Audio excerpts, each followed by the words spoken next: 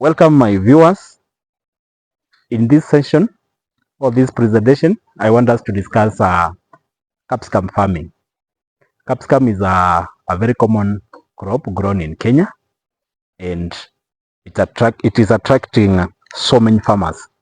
So I decided to just clarify some of the things and also make it very simple, such that any farmer who wants to venture into this type of farming will not find it difficult, and will just have a good starting, and then they will make a profit from their venture.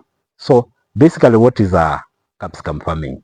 We can categorize it in or among the horticultural crops grown in Kenya. For capsicum, we have two methods or two ways of doing it. We have farmers who do the colored capsicum. We have yellow, we have orange, we have red, and we also have farmers who do the green capsicum. When I mention the colors, I mean what these farmers harvest, or what they take to market, or what is consumed. So for the farmers who do colored capsicum, you realize they have to do it indoor or in greenhouse setting or greenhouse unit, like this one. This is a greenhouse. So what we have here is colored capsicum. I believe we have mixture. We have a mixture of yellow and red. Then I mentioned that we also have a green capsicum. Mostly this one does very well in the open field. For colored capsicum, or for those who want to do the greenhouse method or the greenhouse way, maybe I can mention 2 or 3 things about greenhouse farming. First of all, the standard unit for greenhouse. For the beginners, we talk of 8 by 15 meters. That is the standard unit, but you can have as big greenhouse as you can afford. Like if you look at this one, it's a big one, but if you go by the measurements, at the end of the day, the standard measurement will be 8 by 15. For the standard unit, that is 8 by 15 meters, how many of these capsicum crops can you grow? How we come up with the number of crops we can do in a single unit. We'll have to first of all talk about the number of beds. If you look at where the capsicum or where the crop is planted is on these raised beds. You can even see the raised, and you can even see that we have some drip lines running across the beds, basically for irrigation purpose. So these beds are in a standard unit, which I mentioned that the measurements are supposed to be 8 by 15 meters. We'll have 7 beds. The 7 beds normally will have 2 rows of crops, and each row has 25 crops. Normally, one thing we have to get very right, we have to get correct in capsicum farming is the spacing.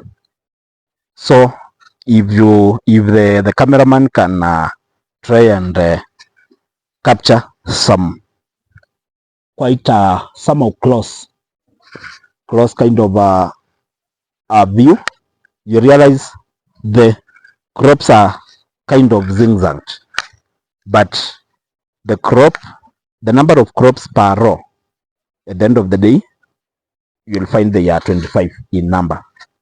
So 25 crops are per row. That means in one row we have 50 crops. That is 50 capsicum crops.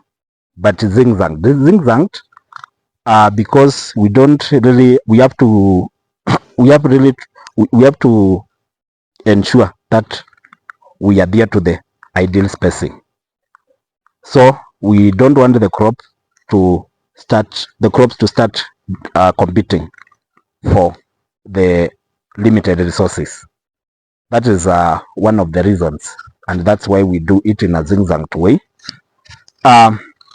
So 50 crops per bed, and we said we have 7 beds. Those are the number of beds one single unit of 8 by 15 centimeters, 8 meters by 15 centimeters can accommodate. So in a single unit, to make the story short, we'll have 350 crops. So now that's where we start now the yields mathematics. It's good to know the number of crops which you have already planted. So those are some of the important details. Some of the farmers who want to venture into this type of farming need to know for planning purposes. Then number 2, I mentioned about the spacing, and then after the spacing, now I'll go into pre-planting activities, or what are some of the things you need to do, or what are some of the practices. This regards the preparation or the soil, the land preparation. One, if you are doing it in a greenhouse, we mentioned that you have to do it on raised beds. Raised beds because of many things. One of them being the drainage and also to facilitate the smooth irrigation. Then the other thing you can do is also a pre-planting activity. The soil conditioning. If you have carried out a soil test and then maybe the findings, the results have shown that you need to do some conditioning, maybe to amend the pH or to amend some of the deficiencies. One of the reasons greenhouse farming is considered one of the best and one of the smart farming practices is because of the minimal usage of pesticides and insecticides and fungicides and let's say general chemicals. Reason being, the crops in the greenhouse, as you can see, the environment is somehow conditioned. This means these crops grow under controlled conditions. We don't have extremes, and that also helps because again we also don't have like now if we were to grow these crop out there where we have all manner of weather and the rains, the extreme temperatures, the chances are the level of an infestation, that is the fungal infestation, will be higher. If you grow the crop because of also of the temperatures out there, again, chances are you'll also have a high level of infestation of the pests. So that's one of the of the reasons why people advocate for greenhouse farming. So we really don't recommend, or we don't expect a greenhouse farmer to be doing a lot of spraying, and that's why generally the crops in the greenhouse will just look healthy. That does not mean that we don't spray. You have to spray just to protect and to ensure that your yield is not affected. For example, a simple method of soil conditioning that is has to do with the liming or the pH amendment, where we want to do away with soil acidity. We normally apply lime, and the best time to do it is at pre-planting phase or stage. So that's where you apply the lime on the beds and then you mix the lime thoroughly with the soil. Number 2, if you are also doing manure application, and manure is very important, it's also important and it's ideal to do it before planting, or what I'm calling pre-planting. I have to mention that capsicum is not a crop we can do what we call direct seeding. This is a crop we have, or we must start, or we must first of all propagate it through nurseries, come up with the seedlings, and then we move to the transplanting. That is now the process of now planting capsicum. And it's good to do the propagation very well to ensure you come up with very healthy and vigorous seedlings. Because as I always tell farmers, the target yield or the ultimate yield which we are all looking for, we must start thinking about it at the very initial stages. At the very initial stages when we are already propagating our seedlings. So for the people who want to start this kind of farming, remember that you cannot do the nurseries yourself. You have to seek propagation services from the professional propagators for the sake of the healthy and the vigor of the seedlings. Okay, then we have the transplanting stage. What are some of the activities? So what are some of the key things farmers need to consider during transplanting? Just like any other seedling, on the day of transplanting, you have to ensure that where you are transplanting your seedlings. Remember, the seedlings are just young crops. The place is well irrigated. Something else, and maybe some of the questions farmers will ask are, is it necessary or is it mandatory to do the first fertilizer application during the transplanting? I want to clarify on this. Yes, you can do it, and if you are doing the fertilizer, that is the first application fertilizer, and not this has to be a fertilizer which is high in phosphorus. If you are doing it on the day of transplanting, then on those the cavities or the plugs or the holes where you are planting your seedlings, that's where you place your fertilizer. Normally we recommend 10 grams per hole or per crop. Secondly, you have to mix that fertilizer with the soil thoroughly, because we don't want to scorch the seedlings. Remember, I said that these are just young crops. That's why we call them seedlings. So that's one of the things, the fertilizer application. Yes, you can do it on the day of transplanting. Again, there is also an option of just doing your transplanting. You irrigate the seedlings, and when I mention irrigation, this is very important. The newly transplanted seedlings, one of the ways to deal with the shock, and the shock, what we mean shock is the stress which that comes with the seedlings from the propagation or wherever you have sourced the seedlings. The one of the ways of dealing with that shock, or one of the ways of helping the seedling to adopt or to climatize, to get used to the new environment, is just ensuring that the irrigation is good and adequate. Don't transplant your seedlings and then you leave them, or you do more of a rationing of the irrigation. They need to be well irrigated, not too much, not too little, just enough. Then something else that should also happen, and this is immediately after transplanting. We have the issue of now the pest and disease control and management. This needs to start immediately. Immediately after transplanting, you need to drench. Drenching is where you spray just where we have around the crop root zone.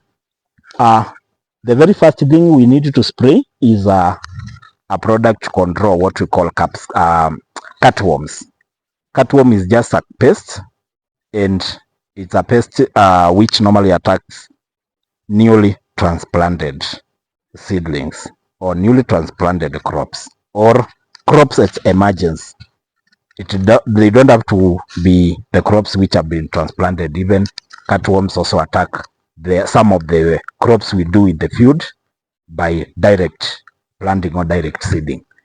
So apply a product to control cutworm.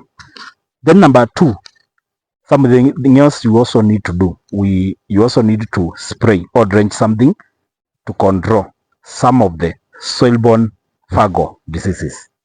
We have several. We have fusarium, we have dumping off, and that one has to happen also immediately after transplanting. So it's recommended that you can mix the product you are drenching against cutworm and the product you want to do against the fungal diseases, and then just drench them together. Well, we have transplanted our seedlings, so now we can talk about crops because they are already at the what we call the main seed bed, or we already have crops now. So at this stage we can discuss now the management. So the crop management has to start from the establishment stage. Those are the very first days after transplanting.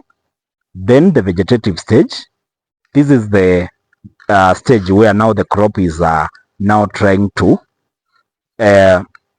establish itself and also have a bit of foliage, a bit of leaves. And then the other stage now is now towards now the maturity. And normally for a crop like capsicum, we'll call a fruit and flowering stage. So during the establishment stage, the very first week or the first weeks after transplanting, what are some of the things you need to do or you need to consider? One, and on top of the list, and this is something that has to happen all through the life cycle of the crop, is pest and disease management. At this stage, we don't have very stubborn diseases, but we still have diseases that attack the crop at that stage. So you need to be spraying. Normally, I recommend that farmers need to have at least a program of at least 10 days. 10 days. Spraying the crop after every 10 days. So this program will have a pesticide, and it's important also to note or to have an idea of what are some of the pests or insects that are likely to attack the crop at that stage. Again, we also have diseases. Mostly these are fungal diseases. Capsicum is a crop which one of the diseases that affect the crop. Normally they are the fungal family diseases. So on this we have several. We have blight, we have powdery mildew, we have downy mildew, and we have botrytis. Out of the four diseases, we also have some of the very common which farmers need to be very keen. Because if you ask any capsicum farmer or a greenhouse capsicum farmer, they tell you there are two diseases that normally they are very troublesome, or they can really make you close that tender place and concentrate on other things. And these are two diseases, namely powdery mildew and botrytis. So during the vegetative stage, these are the diseases you need to move around scouting. And then the control is always just suitable chemicals. You just spray them either to protect or to cure, depending on the level of the infection. Then botrytis. Botrytis is also a disease which normally actually checks in when the crop is almost at the fruit and flowering stage. First of all, you can notice that the flowers will be developing a mold-like growth, and then a bit of flower abortion, and it follows all the way to even the fruits. The fruits will be also rotting just around the attachment, and it's a disease that can really lead you to losses, to make big losses if you are not. The good thing is these diseases, that's powdery mildew and botrytis, we have good chemicals which will take care of them. On pest control or pest management, It's also important to consider what we call integrated pest management, or IPM. And if you look, this is a trap, an insect trap, and this is a yellow. We normally have them in terms of rolls and also in terms of stick cards. And the yellow one actually really helps to control white flies, because it will attract them and then they will stick, and mostly what sticks there is the male adults. So after that, you realize you have controlled the population. But especially in our greenhouses here, I don't think we have not had an instance of white flies, but it's good